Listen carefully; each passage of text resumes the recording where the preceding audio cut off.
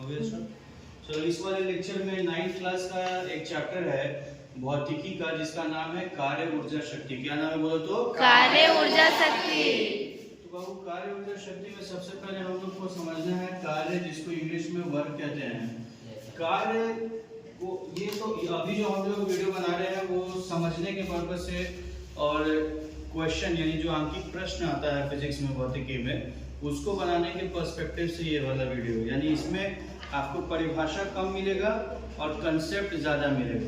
ठीक है, तो कार्य के बारे में लिखा हुआ है कि कार्य बराबर होता है बल गुने विस्थापन। क्या होता है बोलिए तो? बल गुने विस्थापन। यानी ये छोटी कक्षाओं से ये सिखाया जाता है कि कार्य क्या है। कार्य कब होता है? कार्य तब होता है तो जब बल किसी वस्तु में विस्थापन प्रोड्यूस करता है, विस्थापन कराता है, तभी उसे हम क्या कहते हैं? कार्य। यानी अगर कोई वस्तु यहाँ रखा हुआ है और इस पे हमने बल लगाया 100 न्यूटन का, और इसमें 10 मीटर का विस्थापन हो गया, तो हमारा फॉर्मूला होता है वर्क बराबर फोर्स गुने डिस्प्लेसमेंट। तो वर्क फोर्स आपका है 100 न्यूटन और मीटर हो गया 10, तो आपका 1000 जूल का कार्य हुआ। ऐसे ही होता है कार्य, जिसको क्या बोलते हैं? वर्क। क्या बोलते हैं? वर्क का फॉर्मूला हो गया F into S। अब यहाँ लिखा है कि कार्य का मात्रक होता है जूल।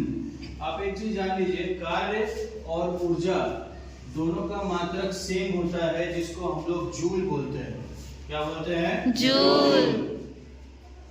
ये वैज्ञानिक के नाम पे इसका मात्रक दिया गया है, और 1 जूल बराबर होता है 1 न्यूटन गुने 1 मीटर। इसका परिभाषा कुछ ऐसे बन सकता है कि जब किसी वस्तु पर आप 1 न्यूटन का बल लगाए और उसमें 1 मीटर दूरी का विस्थापन हो, तो उसे हम 1 जूल का कार्य कहते हैं।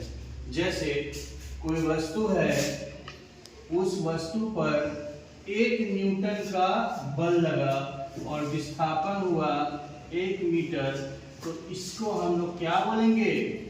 1 जूल। क्या बोलेंगे? 1 जूल। समझ गए आप? Yes sir. अब कार्य एक अदिश राशि।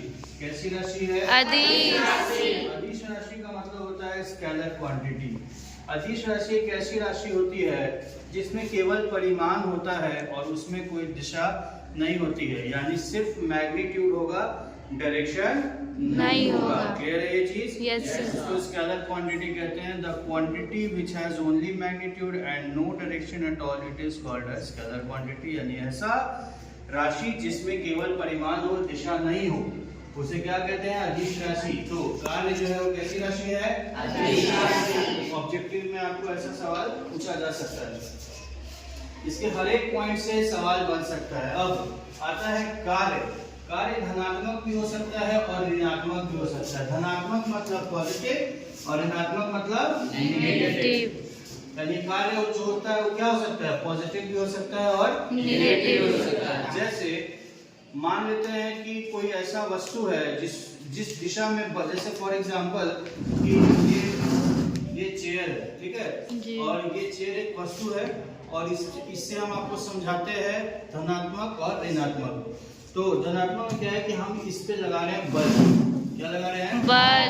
बल जिस दिशा में लग रहा है उसी दिशा में विस्थापन हो रहा है, यानी इस दिशा में बल लगा और इसी दिशा में विस्थापन हो रहा है, तो यह कार्य कहलाएगा धनात्मक कार्य। क्या कहलाएगा? धनात्मक कार्य। लेकिन कुछ ऐसा हो जाए कि हम लगा रहे हैं बल, ठीक है, जैसे तुम इधर हो, इस चेयर के पास खड़े हो, चलो धक्का दो, चेयर धक्का से धक्का दो, अब रुक जाओ। यहाँ पे कुछ बल हम भी लगा रहे थे, कुछ बल ये भी लगा रहा था, हो रहा था ऐसा? Yes sir. लेकिन मेरे बल लगाने से, हम बल लगा रहे हैं इस दिशा में, इसके तरफ, लेकिन विस्थापन किधर हो रहा है? इधर। तो मेरा जो कार्य है वो हो गया ऋणात्मक। मेरा कार्य क्या हो गया? ऋणात्मक, क्योंकि मेरा बल का दिशा ये और विस्थापन का दिशा ये, और बल और विस्थापन अगर विपरीत हो जाए, उल्टा हो जाए, तो कार्य धनात्मक यानी निगेटिव हो जाता है। लेकिन इसके लिए कार्य क्या है? पॉजिटिव। सॉरी, मेरे लिए कार्य है ऋणात्मक, यानी कि नेगेटिव, और इसके लिए कार्य है पॉजिटिव, यानी कि पॉजिटिव। समझ रहे हैं इस बात को आप? जी। क्यों है इसका पॉजिटिव? क्योंकि जिस दिशा में इसने बल लगाया उसी दिशा में विस्थापन हुआ, यानी डिस्प्लेसमेंट हुआ, और हम जिस दिशा में बल लगाए उस दिशा में विस्थापन उसके विपरीत दिशा में हुआ, उसको क्या बोलेंगे? मेरा हो गया ऋणात्मक और बच्चे का हो गया धनात्मक। समझ में आ गया? जी। कार्य धनात्मक कब होता है और ऋणात्मक कब होता है? यानी बल और विस्थापन की दिशा एक हो तो धनात्मक, और बल और विस्थापन की दिशा उल्टी हो तो ऋणात्मक। क्लियर है ये चीज? Yes sir. अब आता है एक स्पेशल केस है। स्पेशल केस में क्या होता है? वर्क बराबर फोर्स इनटू डिस्प्लेसमेंट, हम लोग फॉर्मूला जानते हैं, तो ध्यान से समझिए। जैसे वर्क का फॉर्मूला होता है फोर्स इनटू डिस्प्लेसमेंट, ठीक है जी। तो मान लेते हैं कि कोई खिलौना है जिसको आप बचपन में बहुत सारा ऐसा खिलौना था जिसको आप ऐसे घिसते थे, तो सपोज दैट कि वो खिलौना ये है, यही मान लेते हैं ये वो खिलौना है जिसको आप ऊपर की तरफ ऐसे खींच रहे हो, इसका विस्थापन किस दिशा में होगा? इस दिशा में, ये इस दिशा में जाएगा जी। आप इसको ऐसे खींचेगा तो ऊपर थोड़ी आएगा, ये आगे की तरफ जाएगा, तो ये आपका फोर्स और ये आपका डिस्प्लेसमेंट। फोर्स और डिस्प्लेसमेंट के बीच में एंगल बन रहा है कि नहीं? जी। कौन सा एंगल? थीटा। कौन सा एंगल? थीटा। कौन सा एंगल? थीटा। तो हमारा फॉर्मूला क्या बना? Fs cos theta. क्या बना? Fs cos theta. तो क्या बना? Fs cos theta. तो एक खास केस है जब कभी कोई ऐसी स्थिति बन जाए जब बल और विस्थापन के बीच में 90 डिग्री का कोण बने, तो cos थीटा का वैल्यू cos 90 डिग्री हो जाएगा। और मैथ्स में आप लोग पढ़े हैं नहीं पढ़े तो जान लीजिए cos 90 का वैल्यू होता है 0। यानी कोई ऐसी स्थिति आ जाए जैसे कोई कूली है और वो अपने सर पे कुछ वस्तु रख के आगे की तरफ चल रहा है, तो ये हो गया दिशा और ये हो गया बल। तो बल और दिशा में कितना डिग्री का कोण बन रहा है? 90 डिग्री का। जी। अब चाहे ये कितना भी बल कर ले और कितना भी विस्थापन कर ले, इसका कार्य हो जाएगा शून्य। कार्य शून्य कैसे हो जाएगा? क्योंकि हम लोग जानते हैं वर्क बराबर है Fs cos theta, Fs cos theta, और फोर्स है, डिस्प्लेसमेंट है, और cos कितना आ रहा है? 90 डिग्री, और 90 डिग्री क्या हो गया? 0। तो ये सब टर्म भी क्या हो जाएगा? 0। तो वर्क भी क्या हो जाएगा? 0। समझे?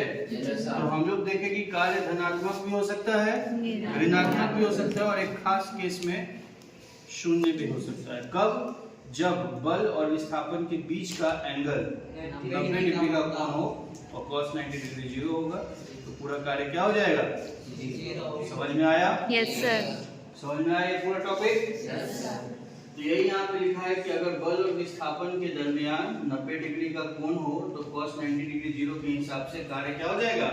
शून्य हो जाएगा। यानी कार्य जो है वो धनात्मक भी है, ऋणात्मक भी हो सकता है और शून्य भी हो सकता है। कार्य कैसी राशि है? अदिश राशि। कैसी राशि है? अदिश राशि। कार्य का मात्रक क्या होता है? कार्य मतलब एक जूल कब का कार्य कब कहलाता है?